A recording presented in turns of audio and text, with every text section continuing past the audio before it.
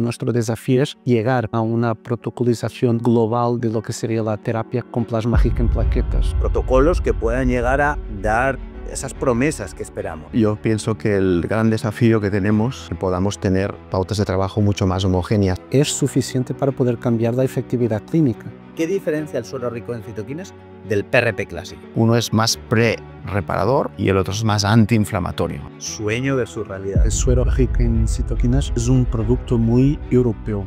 Se incuba primero y después se congela. El nivel de evidencia es diferente. ¿En qué situación estamos con las células MAD? Una es terapia avanzada y la otra es terapia no avanzada. Variabilidad en función del país en el que estés. Sabemos lo que no sabemos. Necesitamos un laboratorio de Good Manufacturing.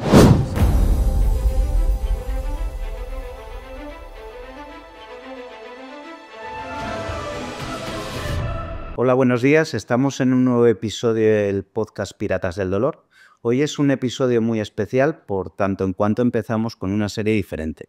Hoy el contenido va a ser diferente porque va a ser mucho más profundo en especialización. He traído a dos compañeros que son referentes en el campo de la medicina regenerativa y que lo vamos a bautizar como Mesa de Sabios por el nivel que tienen. Y va muy dirigido especialmente a profesionales de la sanidad, a especialistas, a médicos ortopedas, traumatólogos, especialistas en medicina del dolor, rehabilitadores. Bueno, todo aquel que quiera vernos será bienvenido y esperemos que os guste mucho. Y sin más dilación, vamos a empezar el podcast de hoy, que va a ir sobre medicina regenerativa y terapia ortobiológica. Esto al final ya lleva muchos años, estas terapias en el campo de la medicina. No es algo que haya surgido hace 6 meses. Es una promesa que ya tiene tiempo con nosotros y que, bueno, por desgracia aún no ha aterrizado del todo, pero que está en proceso. Es un cambio de paradigma tan bestial que requiere mucha exigencia a los médicos, a los pacientes, porque pasamos de un modelo muy reactivo, muy prusiano, en el que los tratamientos van dirigidos a tratar el síntoma, mejorar y aliviar bajo protocolos estrictos y de aplicación relativamente sencilla, a tratamientos mucho más individualizados, en los cuales hay que optimizar pacientes, en los cuales hay que seleccionar la fase más adecuada para el tratamiento y terapias que tienen pues unas peculiaridades entre pacientes. Al final estamos obteniendo sustancias del propio cuerpo, no industrializadas, y eso tiene unos matices y de ello unas dificultades que ahora abordaremos.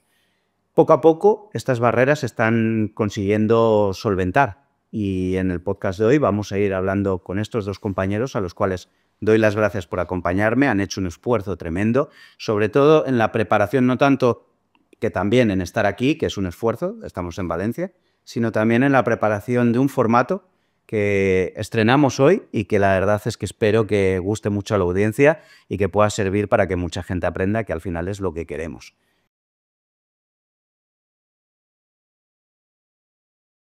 Dar la bienvenida a Jordi Recasens, que es compañero de Tarragona, aunque también ejerce en Barcelona. Él es el encargado del grupo de trabajo de medicina regenerativa de la Sociedad Española del Dolor. Es médico anestesiólogo, especialista en tratamiento del dolor, con muchos años de experiencia. Nos conocemos, yo creo que ya 15 años por lo menos. Y trabaja en Reus, en la clínica de SOS también de Barcelona. Y bueno, yo diría que una de las voces más autorizadas en el campo de la anestesiología para hablar de medicina regenerativa. Tiene vínculos también con esa rama de traumatología que yo creo que en España tenemos la suerte de contar con referentes como el doctor Miquel Sánchez. Y luego tenemos a Guillermet, aquí que ya lo conocemos en el canal y que bueno, es compañero y amigo. La verdad es que lleva con nosotros en MIBI 2 años y en España casi 3, ¿no?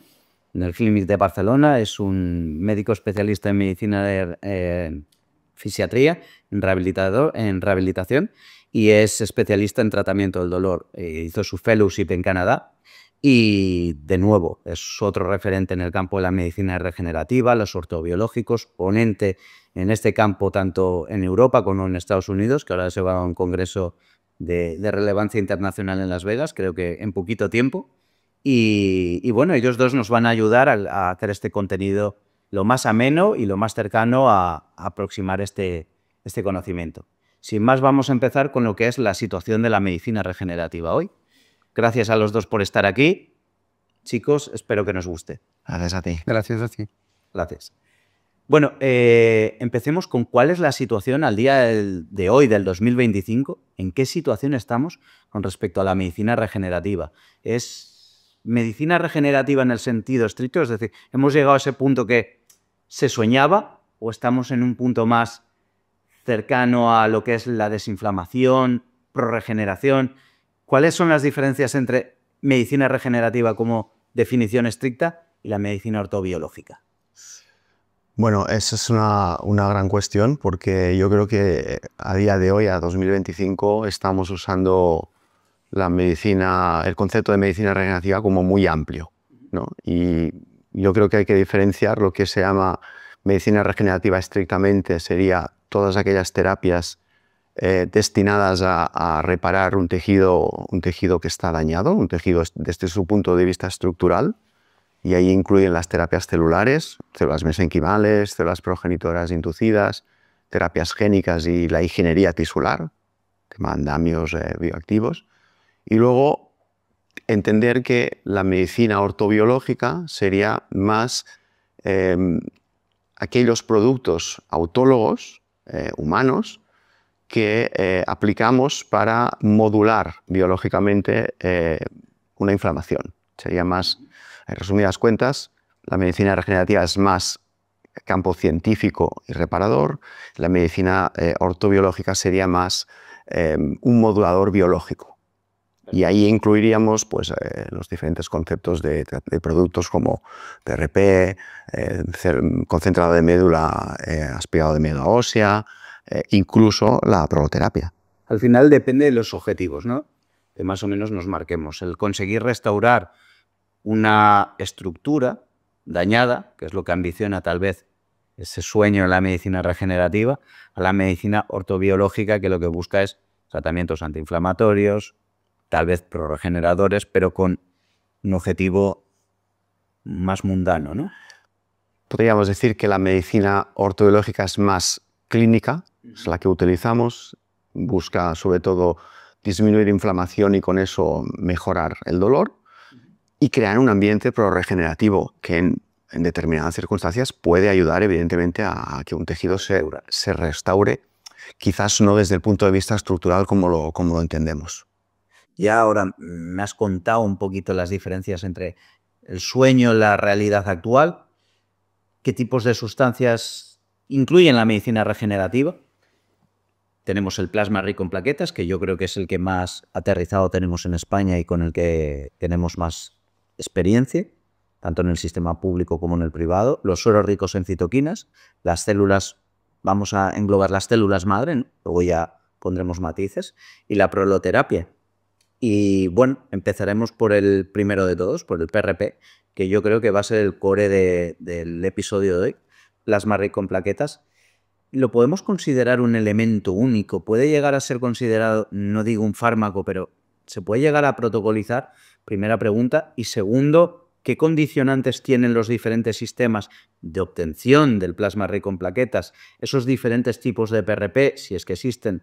¿Y qué es lo que como profesionales sanitarios crees que debemos exigir para este tipo de tratamientos a la hora de aplicarlo a nuestros pacientes, Guy? Pues primera pregunta, hay mucho aquí que decir y que comentar, ¿no? Número uno, si es un producto único, yo creo que no. Hay muchos subtipos de plasma rico en plaquetas. Podríamos hablar de plasma autólogo versus plasma heterólogo. Podemos hablar de plasma rico en plaquetas, rico en leucócitos versus plasma rico en plaquetas, pobre en leucócitos.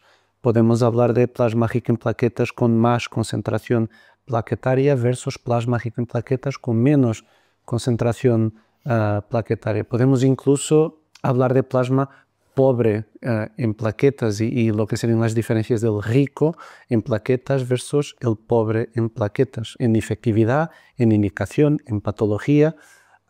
¿Cuál es la pregunta número 2 que me hacías? Los sistemas y el hecho de poder o no protocolar la terapia al día de hoy. Y yo creo, y ya lo hemos comentado mucho Jordi y yo en cursos y congresos, yo creo que justo nuestro desafío, nuestro reto principal en la medicina ortobiológica al día de hoy es llegar a una protocolización global de lo que sería la terapia con plasma rico en plaquetas. En mi manera de trabajar y de analizar la situación, hay dos tipos de sistemas para preparar el plasma, el abierto y el cerrado, ¿verdad? Después hay la utilización de leucocitos o la no utilización de leucocitos. Después hay la concentración final de plaquetas que obtenemos y o que intentamos obtener, porque al final dependemos, es un producto autólogo, o sea, depende del paciente, la cantidad final o la concentración final de plaquetas a que podemos llegar. Entonces el primer reto consiste en, primero, seguridad, entiendo, y ahí hablamos de sistema cerrado, sistema abierto, corrígeme. Creo que tenemos que ir ya a una estandarización. Al día de hoy, yo creo, y creo que Jordi estará de acuerdo, tendríamos que tener como estándar mínimo que todos los sistemas de preparación de plasma sean sistemas cerrados. ¿Por qué? Por la seguridad, por la disminución del riesgo de contaminación, infección al paciente. Eso lo tenemos muy claro. Luego, está claro, y yo creo que en esto el conocimiento avanzado, que no hay un preparado, que luego lo comentaremos, prototípico ni único, sino que ya hay matices entre indicaciones para el rico en leucocitos, indicaciones para el pobre en leucocitos. ¿Eso es correcto? Hay muchos matices y yo estoy de acuerdo. No hay un producto único y no hay un producto ideal, y el producto ideal al día de hoy creemos que cambiará según la indicación y la severidad y el periodo en que cogemos la patología del paciente. Y luego además está el hecho del condicionante que viene de un paciente, de su autólogo, lo cual no hace, quiero decir, no es el mismo producto el que puedas obtener de un paciente totalmente sano con 20 años que ese mismo paciente también en una condición relativamente sana, pero con 80. Tiene un condicionante en su etapa evolutiva, en su periodo, y probablemente entre pacientes, que al final las plaquetas no son las mismas conforme vas cumpliendo años, y probablemente el número y el volumen de plaquetas no es el mismo. En función del volumen que obtengas, hay diferentes elementos que condicionan ese tratamiento en sí mismo, ¿no? Y más, mismo en el mismo paciente, si hacemos una programación de un ciclo de 3 sesiones de tratamiento, por ejemplo, solo el hecho de cambiar la hora de la extracción de sangre, en un día tú te haces la extracción de sangre por la mañana y en el tratamiento número 2 te haces la extracción por la tarde, es suficiente para poder cambiar la efectividad clínica. ¿Por qué? Porque la concentración plaquetaria varía, es variable en el mismo paciente, o sea, es variable de un paciente al otro, pero tiene variación intradiaria y intramensual. Y entonces, si protocolamos una pauta de 3, 4, 5 sesiones de tratamiento, la efectividad podrá cambiar entre tratamiento y tratamiento. Al final nos exige, yo creo que es un desafío como profesionales, porque vamos a un modelo muy individualizado en el cual hay que tener muchos matices en consideración y que lleva a diferencias. En cuanto a qué condiciona esto, porque pasamos de un tratamiento, como clásicamente hemos utilizado corticoides, ozono, ácido hialurónico, diferentes sustancias para tratar el dolor, paliar el síntoma. Esto estamos hablando de algo muy variable, con muchos factores que condicionan el resultado. ¿Cómo crees, Jordi, que esto condiciona la recolección de datos y la estandarización de estas terapias que a día de hoy siguen sin permitirnos establecerlas? Porque al final yo creo que ese es el desafío, conseguir la data, el número de datos suficiente como para sacar estudios de calidad y establecer protocolos que puedan llegar a dar esas promesas que esperamos, ¿no? Efectivamente, yo pienso que el gran desafío que tenemos en los próximos años es intentar que toda esta heterogeneidad que tenemos en cuanto a la obtención, preparación, aplicación de los ortobiológicos se conviertan en estudios o en más homogéneos, ¿no? Es decir, que podamos tener pautas de trabajo mucho más homogéneas, saber cómo hemos de obtener el ortobiológico, cómo se ha de preparar, qué condiciones tiene que venir el paciente y cómo lo hemos de administrar. Es decir, estábamos hablando de dosis, ya llegaremos, pero hoy el concepto ya no es cuántas infiltraciones, sino qué dosis biológica necesita el paciente. Todo esto es un impacto brutal, sobre todo porque a nivel científico esto frena y a nivel regulatorio más. De hecho, pues, las agencias lo consideran un medicamento de fabricación no industrial y las agencias lo que hacen es diferenciar entre terapias avanzadas y no avanzadas. Y es un poco como una separación muy grande, ¿no? Por eso creo que el reto es, y no es poco, es el llegar a poder estandarizar los protocolos para que no haya tanta heterogeneidad en todos los datos, sobre todo. Esto sin duda nos ha frenado. De alguna manera creo que nos ha llevado a no poder implementarlo como gol estándar, ¿no? En algunas patologías en las cuales ya intuimos que marca una diferencia con respecto a otros tratamientos, pero que sigue existiendo mucho escéptico en este campo. Y creo que al final viene derivado de esta gran cantidad de factores que intervienen en el resultado final, que exige pues, de una praxis excelente por parte del profesional a la hora de seleccionar, de implementar terapias complementarias, que luego comentaremos, porque todo esto se tiene que ver acompañado, si queremos regenerar, si esa es la ambición de nuestros tratamientos, tenemos que cambiar no solo lo que se está produciendo, sino los factores de lo que lo produce. Entonces es un cambio total. Bueno, ya tenemos el plasma rico en plaquetas, vamos a los sueros ricos en citoquinas, ¿vale? Los sueros ricos en citoquinas que aparecieron no hace tanto, que es, bueno, se ha planteado como una evolución del PRP, aunque no es exactamente, sino algo con sus matices, ¿no? Con algunos condicionantes que hacen que el resultado sea un poquito diferente. ¿Qué diferencia el suero rico en citoquinas del PRP clásico?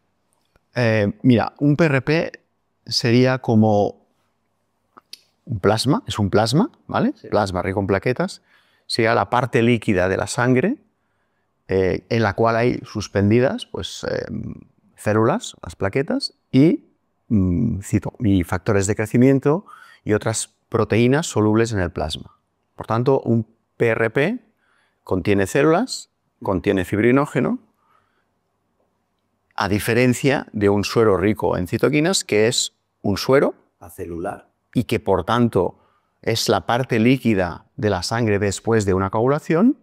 Esa coagulación se ha producido de forma natural a través de la trombina endógena, no tiene células, no tiene fibrinógeno, lo que contiene son citoquinas antiinflamatorias. El PRP necesitas activarlo, ya bien sea de forma exógena a través de medicamentos como el cloruro cálcico o bien endógenamente cuando inyectas en el paciente a través del colágeno tisular, y en cambio el suero rico en citoquinas ya se activa directamente. Entonces, para diferenciarlo, podríamos decir que uno es más pre-reparador o pro-reparador, el PRP, y el otro es más antiinflamatorio, el suero condicionado, el suero rico en citoquinas. Tampoco hay mucha variedad en el mercado. Tiene al final un diferente mecanismo de producción también, ¿no? Que condiciona de alguna manera la estandarización.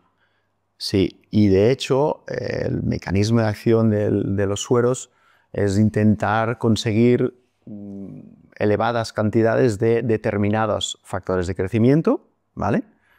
Y sobre todo de una molécula que es la interleuquina 1A. Entonces estos sueros suelen ser muy ricos en un antígeno de esta proteína. Y eso les confiere una característica más antiinflamatoria que no el PRP. El PRP pudiéramos decir que es más regenerador que los sueros ricos en citoquinas y tal vez los sueros ricos en citoquinas más antiinflamatorio que el PRP. Sí, exacto. Pero vamos a usar las palabras correctas. Más regenerador, no, más reparador. Regenerador. Más reparador. Vale. Pero es así, es así. Pues matiz. Sueño versus realidad, ¿no? Exacto. Vale, entonces el rico en citoquinas un componente más antiinflamatorio y el PRP antiinflamatorio, pero también prorreparador. Prorreparador, exacto. Perfecto. Y el mecanismo de obtención, los periodos de incubación, la forma en la cual se procesa, ¿condiciona algo su uso y disfrute por parte de los profesionales? Yo creo que sí, con matices. No hay muchos en el mercado y unos, digamos que normalmente los utilizamos después de un periodo de incubación, se congelan, aunque se pueden utilizar directamente después de la incubación. Y los... Hablamos de horas ahí, ¿eh? Hablamos de horas, hablamos de como mínimo de 4 a 6 horas de incubación. Se congela. Se incuba primero y después se congela. Al incubarse hay un método que el contacto con unas bolitas, perlitas que hay en el cristal, genera esa activación que decíamos que tienes que activar tú con el PRP y es la que hace que se liberen todos estos factores. Y el otro sistema es la propia device que ya te hace 2 procesos de coagulación y al final lo que obtienes es un suero con todos estos factores que sobre todo son citoquinas, que la característica más importante es que provienen tanto de plaquetas como de leucocitos, ¿no? Son las llamadas interleuquinas. Esta es quizás la diferencia más importante con el PRP. O sea que hablamos de cosas ya bastante diferentes, que habría que aplicarlas con muchos matices en función del paciente. No es lo mismo a lo mejor una rodilla no inflamada, sino una sinovitis y con un proceso degenerativo importante o mediano, sin una inflamación en la cual a lo mejor prioritariamente utilizas un PRP, que luego lo veremos, que una rodilla con una sinovitis en la cual el principal problema es el componente antiinflamatorio, que históricamente meteríamos un corticoide. A lo mejor nos interesa el suero rico en citoquinas. Sí. Si hablamos de matices clínicos, sí, porque podríamos decir que uno es más antiinflamatorio. Si hablamos de matices regulatorios, no, porque las agencias lo consideran prácticamente un mismo producto. Es un producto autólogo que va a ser de fabricación no industrial y que se va a utilizar con una mínima manipulación. Esto ya está aceptado a día de hoy, que los sueros, aunque haya que incubarlos y haya que congelarlos, sufren una mínima manipulación. Vale. Perfecto. Guy, ya sabiendo lo que tenemos de diferencias con el PRP, esto a nivel internacional está, bueno, en España no es que esté muy penetrado, pero no es el punto que el PRP, pero está presente, yo creo que en gran parte de los centros de la geografía española o en muchos. Pero a nivel internacional, ¿cuál es la situación con respecto al suero rico en citoquinas?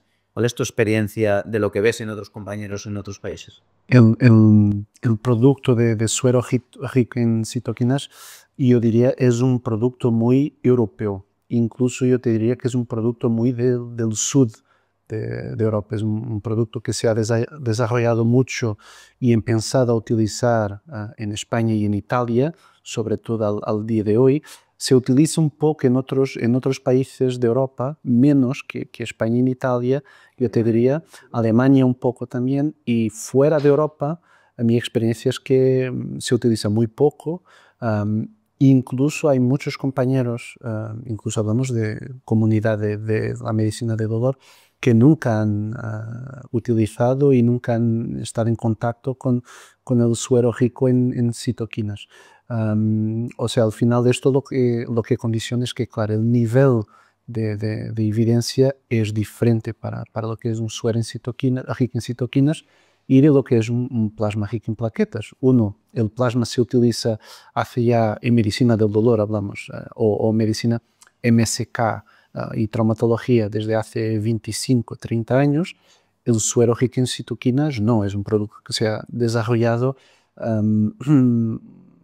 hace un par de años quizás, no mucho más, o que se utiliza en la práctica clínica hace un par de años de manera... Debe tener 5 o 10 años. 5 o 10 años, supongo. Incluso Bueno, producto más, yo creo, el más novedoso, que es el que se fabrica en Alemania o que se, digamos, los productores son alemanes, creo que es un poquito más anterior. Pero el que tenemos aquí, que es de fabricación aquí en Cataluña, precisamente en España, este es un poquito más después de la pandemia, probablemente. Creo que el alemán, de hecho, que tiene algunos estudios en oftalmología y tal, y probablemente del 18-19, sí. Los primeros estudios que se han hecho con suero rico en citoquinas para patología tendón y articular, glúteo medio, tendón del epicóndilo, son estudios de los años muy recientes, de los últimos 3-5 años. O sea. También esto yo creo que viene condicionado por el hecho de que no esté en los países que más producción científica tienen. Justo. Al final, pues bueno. si al final se distribuye en el sur de Europa, pues no somos los países que más publicamos, ¿no? Sí, es Por verdad. desgracia, pero bueno, poquito a poco estaremos ahí. ¿Qué diferencias en cuanto a lo que es el protocolo? Porque esto creo que a los profesionales les interesa. ¿Qué diferencias en cuanto a la aplicación de, quiero decir, número de dosis? Luego iremos con el tema PRP, pero como el suero rico en citoquinas no es el grueso del episodio, me gustaría comentar aquí, ¿hay diferencias en cuanto al PRP, el número de dosis que se aplica? Entiendo que esto es parte de lo que es, ¿no?, la ventaja del suero rico en citoquinas, es que no requiere un protocolo de inyección repetida, ¿no? Efectivamente. Parece ser que es un poco más eficiente, por decirlo así, y no requiere de muchas repeticiones. Y también es verdad que tiene un hándicap, pues es que no lo podemos medir. Es decir, no podemos cuantificar realmente qué hay dentro de este suero. Es decir, eso es un tema muy caro, el saber cantidades de factores de crecimiento y de citoquinas. Sin embargo, la realidad, la cruda realidad a nivel clínico es que se usa menos veces que un plasma rico en plaquetas. Probablemente con una única inyección Probablemente. vas a lo que deseas, ¿no? Sí. Y los protocolos de PRP, que ahora lo veremos, aunque esto está cambiando, es diferente. Ya hemos visto los sueros ricos en citoquinas. ¿En qué situación estamos con las células madre? ¿Cuál es la diferencia en función de el cultivo no cultivo y la fuente de origen? ¿En qué situación estamos, Jordi? Mira, las células madre no se podían poner mejor nombre que la palabra esta de madre, porque lo vas a entender muy fácil. Una célula madre, en inglés deriva stem cells, que es célula troncal, es aquella célula que tiene dos capacidades: de autorrenovarse, es decir, de multiplicarse, y de diferenciarse en otras células. Cuando hablamos de células madre en medicina regenerativa, estamos hablando de las células multipotentes, ¿vale? Para que nos entendamos, célula que proviene de un solo linaje, como las células hematopoyéticas.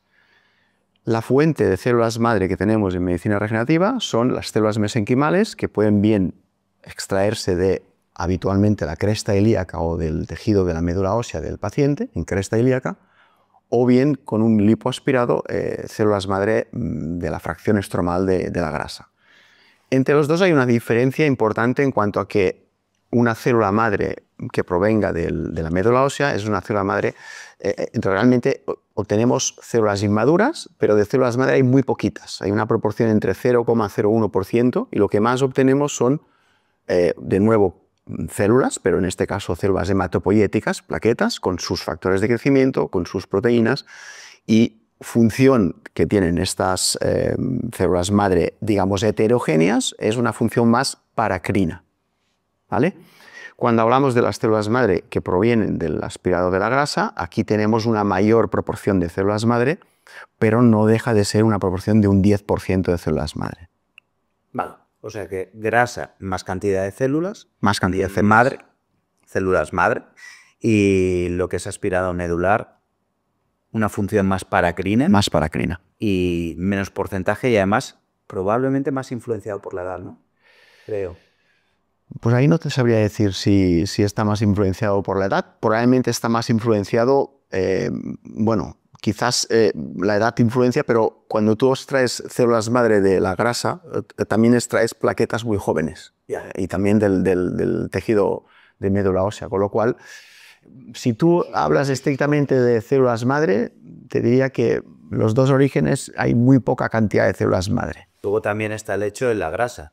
Muchas veces estos son terapias de deportistas y a veces cuando hay bajos niveles de grasa algunos tenemos de dónde sacar, pero el deportista élite no tiene el mismo porcentaje de grasa, con lo que eso también puede condicionar, ¿no?, la fuente de origen. Sí, pero seguramente se puede obtener igualmente grasa.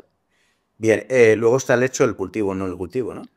Exactamente. Tú cuando extraes células madre de estos dos orígenes puedes optar por dos caminos. Cultivarlo, entonces estamos hablando de una expansión. Necesitamos un laboratorio altamente cualificado, un laboratorio que se llama de Good Manufacturing Practice, o no cultivarlo. Y entonces estamos hablando de una terapia mínimamente manipulada que se puede hacer en el mismo escenario donde se ha sacado la muestra o en el mismo centro, por decirlo de alguna manera. Son totalmente diferentes. Una es terapia avanzada y la otra es terapia no avanzada. Con los condicionantes que esto tiene en en el marco regulatorio y en la práctica clínica, ¿no? En una es investigación, corrígeme, y en la otra, bueno, matices y controversia, ¿no? Exactamente. Cuando hablamos de cultivar, estamos hablando prácticamente de investigación, ¿vale? Y que tenemos que tener a las agencias españolas, en este caso la Agencia Española del Medicamento y Productos Sanitarios, digamos, notificarlo, porque nos tiene que autorizar a hacerlo. Cuando no lo cultivamos, tenemos a ciertos matices en que puede considerarse una terapia como la del PRP y no necesitar ningún permiso de la Agencia Española del Medicamento. Incluso en las células cultivadas hace falta un centro dotado de cualificación de trasplantes, ¿no? ¿Me equivoco? ¿Algo? Hace falta un laboratorio que es el mismo donde se producen los medicamentos, es decir, un laboratorio donde tienes unas incubadoras específicas, unas condiciones de trabajo muy diferentes a las de cualquier pipeteado de un PRP. Es un laboratorio que no existen tampoco muchos en España. Al final necesitas una dotación de centro importante. Necesitas una dotación importante. Vale, y cuando no las cultivas, estás en una situación que, bueno, luego lo comentaremos el tema regulatorio más en profundidad, pero hay controversia, ¿no? Hay mucha controversia, porque es un poco ambiguo, porque la agencia española te dice que si tú extraes unas células de un nicho para aplicarlas a otro nicho, puede considerarse que hay una manipulación, entonces ya las cataloga como terapia avanzada. Sin embargo, estas células extraídas de una médula ósea de una cresta ilíaca inyectadas en el propio paciente en el mismo acto quirúrgico quirófano puede considerarse una manipulación mínima y como es un producto humano o autólogo, pues prácticamente sigue la misma regla que la de los ortobiológicos. Podríamos considerarlo como un ortobiológico más. Vale. Con un matiz. Y es que el centro tiene que estar muy estrictamente autorizado, es decir, ha de haber una trazabilidad muy estricta en cuanto a los permisos. Todavía no está tan universalizado, ¿no?, como el PRP. Yo creo que no, pero se hace bastante. Ya.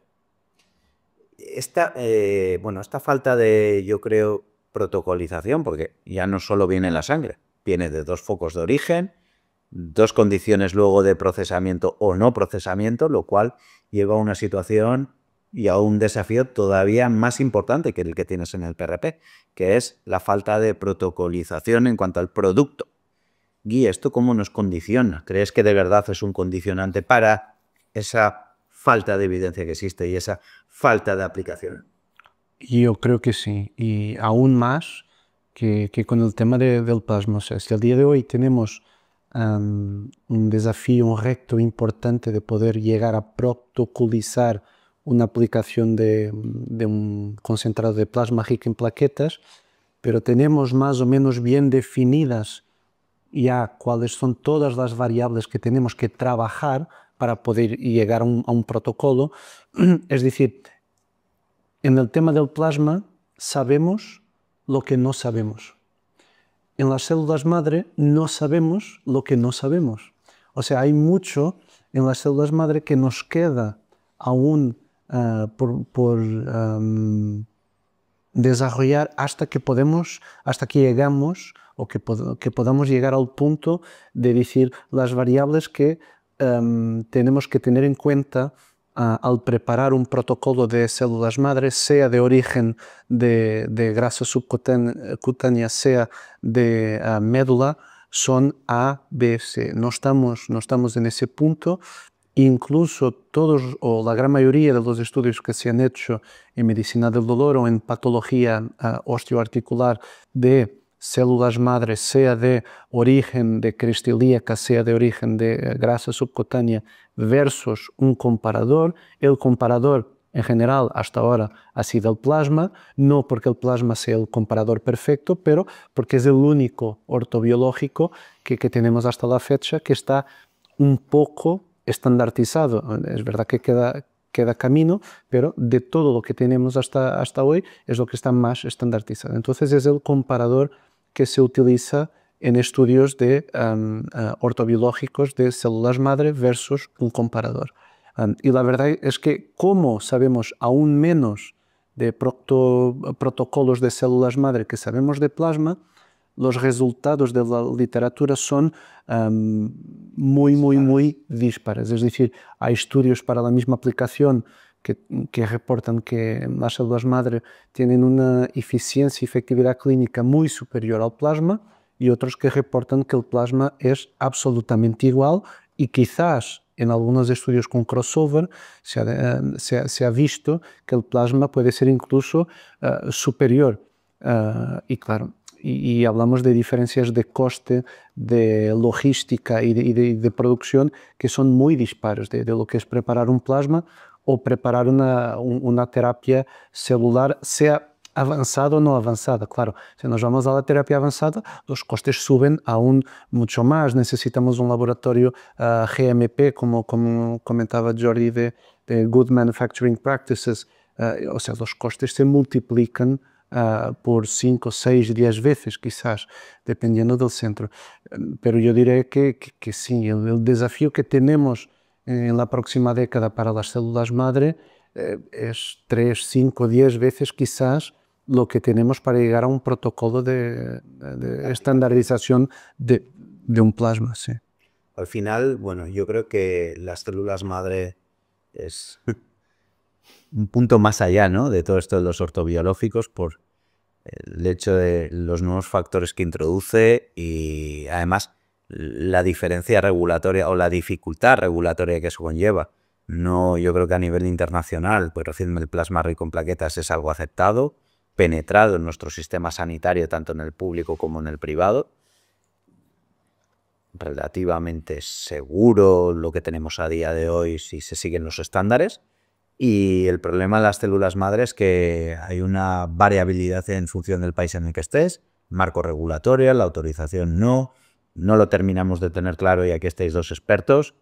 Bueno, un desafío además con un coste elevado, y que además en los sistemas españoles, en el público, raro es el lugar donde se están aplicando. Bueno, yo creo que alguno ya existe, a mí tengo constancia de que algún centro se utilizan, pero sobre todo sin cultivar. Pero bueno, creo que es un punto de desafío.